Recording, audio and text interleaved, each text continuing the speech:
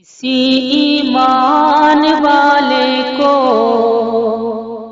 گوارا ہو نہیں سکتا۔ حدیث پڑھا رہے تھے، ایک دن حدیث آئی،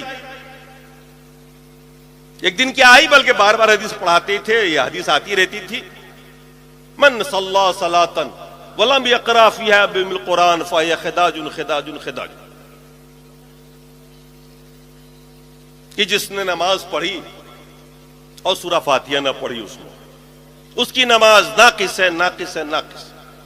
ہمارے بزرگوں نے سکھایا تھا، یہ تنہا نماز پڑھنے والوں کے لیے اللہ کے رسول نے فرمایا ہے، یہ تنہا نماز پڑھے، چاہے وہ امام ہو یا اکیلے نماز پڑھتا ہو، تو سورہ فاتحہ پڑھنا ہی پڑے گا، اگر نہیں پڑھے گا تو نماز نہیں ہوگی۔ یہ زمانے طالب علمی سے سنتے چلے آئے تھے، مدرسی کے 6 سال 7 سال ہم نے بھی یہی کرتے گزارے، ساتھ میں یہ بھی سن رکھا تھا بزرگوں سے کہ اگر کوئی امام کے پیچھے نماز پڑھے گا سورہ فاتحہ تو اس کے منہ میں اللہ تعالیٰ آگ بھر دے گا قیامت کے دن۔ یہ بھی ڈر لگا رہتا تھا، یہ بزرگوں نے کہا۔ اب بزرگوں کا روب تو ہمارے اوپر اللہ سے بھی زیادہ ہوتا تھا۔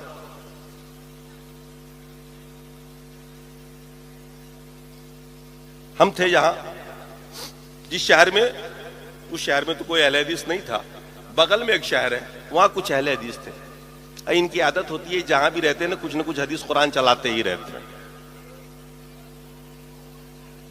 اب وہاں کیا ہوا کہ وہ کہتے پھرتے تھے، ایک ہمارا معتقد تھا، مرید چاہنے والا تھا، اس کے سامنے بول دیا کہ سورہ فاتحہ کے بغیر نماز ہوتی نہیں۔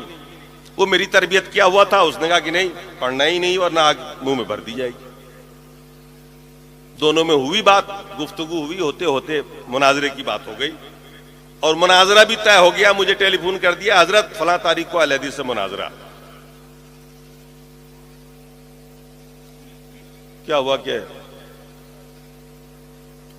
جب ہمارے ساتھیوں نے طے کر لیا تو میں نے کہا چلو ٹھیک ہے، کر لیں گے مناظرہ، کوئی ایسی بات نہیں۔ تاریخ پر پہنچ گئے، علماء اہل حدیث بیٹھے ہوئے تھے، میں نے کھڑا کیا مجمع کے سامنے میں کہ اہل حدیث عالم کو میں نے کہا پڑھیے، قرآن میں اللہ نے فرمایا اذا قرئ القرآن فاستمعوا له وانصتوا لعلکم ترحمون۔ انہوں نے پڑھا، میں نے کہا ترجمہ کریے آپ۔ اللہ فرما رہا ہے کہ جب قرآن پڑھا جائے تو خاموشی سے سنو اور چپ رہو، ہو سکتا ہے اللہ تمہارے پر رحم کر دے۔ میں نے کہا مولانا اب آپ چپ رہیے، خاموش رہیے، عوام فیصلہ کر لے گی۔ میں نے کہا بھائیو، اللہ فرما رہا ہے، مولانا کی زبان سے تم نے سن لیا، اللہ فرما رہا ہے قرآن پڑھا جائے خاموش رہو، چپ کے سنو، اور یہ کہہ رہے ہیں کہ سورہ فاتحہ پیچھے پڑھو۔ اب تک ہم یہ جانتے تھے کہ یہ لوگ رسول کو نہیں مانتے، آج معلوم ہوا یہ اللہ کو بھی نہیں مانتے۔ لوگ اپنے تھے، تالی بج گئی، مناظرہ ختم ہو گیا۔ انہوں نے بہت کہا صاحب حدیث دیکھیے نا، یہ بخاری ہے، یہ مسلم ہے، یہ۔ میں نے کہا اب حدیث دیکھ کے کیا ہوگا، جب قرآن آ گیا تو سامنے تو حدیث کی کیا حیثیت رہ گئی۔ بات ختم ہو گئی۔ کچھ دنوں کے بعد پڑھاتے پڑھاتے ایک حدیث آئی میرے سامنے میں، عبادہ ابن صامت رضی اللہ تعالیٰ عنہ کی۔ فجر کی نماز اللہ کے رسول پڑھا رہے ہیں، صحابی پیچھے ہیں، عبادہ ابن صامت بھی پیچھے کھڑے ہیں۔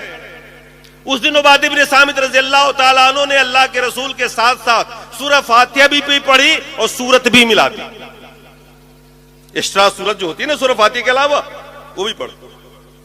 اللہ کے رسول نے سلام پھیرنے کے بعد پوچھا تم میں سے کس نے قرات کی ابھی میرے پیچھے؟ انہوں نے کہا نا یا رسول اللہ میں نے کی۔ اللہ کے رسول نے فرمایا لا تقرؤ الا بأم القرآن فإنه لا صلاة لمن لم يقرأ بها۔ سورہ فاتحہ کے علاوہ کچھ مت پڑھا کرو، کیونکہ جو سورہ فاتحہ نہیں پڑھے گا اس کی نماز نہیں ہوگی۔ اب میں چکر میں پڑ گیا، فجر کا ٹائم ہے، خود اللہ کے رسول امامت کر رہے ہیں، صحابی نماز پڑھ رہے ہیں، پیچھے میں ایک صحابی نے سورہ فاتحہ بھی پڑھ دی اور سورت بھی ملائی ایکسٹرا۔ اللہ کے رسول نے کس سے منع کیا؟ ایکسٹرا قرات سے۔ کہا نا لا تقرؤ، قرات کا اطلاق یہاں کس پہ ہو رہا ہے؟ فاتحہ پہ نہیں ہو رہا ہے، بلکہ ایکسٹرا سورت پہ ہو رہا ہے۔ فرمایا اللہ کے رسول لا تقرؤوا الا بأم القرآن فإنه لا صلاة لمن لم يقرأ بها، کیونکہ اس کی نماز نہیں ہوتی جو سورہ فاتحہ نہیں پڑھتا۔ میں پریشان ہو گیا، میں نے کہا ابھی چند دنوں پہلے تو مناظرہ ہی جیت کے آیا ہوں میں، اب یہ حدیث آ گئی میرے سامنے میں، اس کا کیا جواب ہوگا؟ حدیث کا کیا جواب ہوگا بھائی؟ یہ تو اب عملی حدیث آ گئی، اب تو وہ تعویل بھی گئی جس میں ہم کہا کرتے تھے کہ یہ تنہا تنہا منفرد نمازی کے لیے ہے، اب تو یہ جماعت والی بات میں آ گئی۔ اب میں بے چین ہو گیا، کیونکہ ایک طرف مسئلہ تھا نماز نہ ہونے کا، ایک سنت چھوٹنے کا والا مسئلہ ہوتا، مستحب والا ہوتا تو اس کے تو ہم عادی تھے، لیکن یہاں تو نماز نہ ہونے کا مسئلہ تھا۔ میں نے سفر کیا، تفسیروں کو اٹھا کے دیکھا، میں نے کہا مسئلہ تفسیر سے ہوگا، اور جب ساری 11 تفاسیر کا مطالعہ کیا تو پتہ چلا کہ یہ آیت تو نماز کی فرضیت سے پہلے کی ہے۔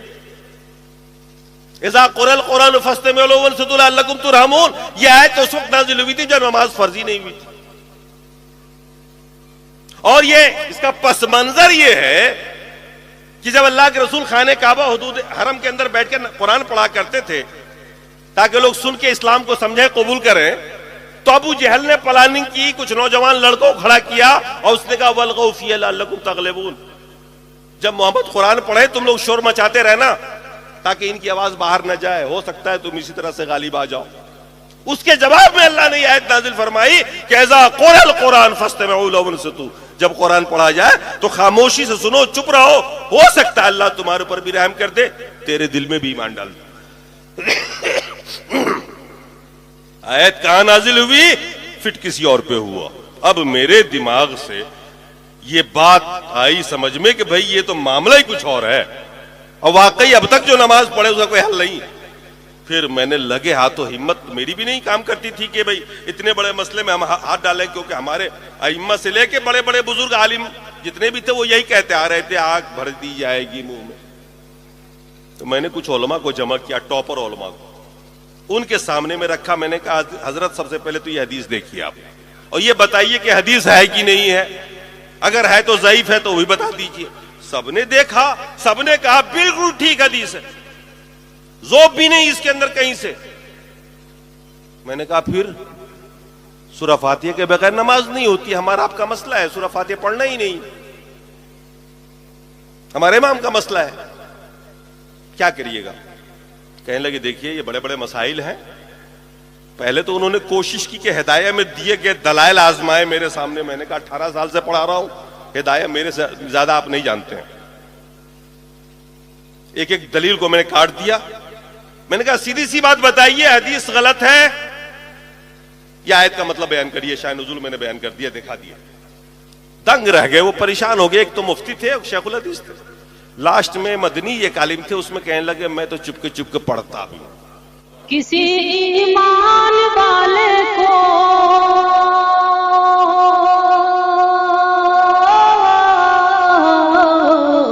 کسی ایمان والے کو گوارا ہو نہیں سکتا جو ہے دشمن محمد کا، ہمارا ہو نہیں سکتا۔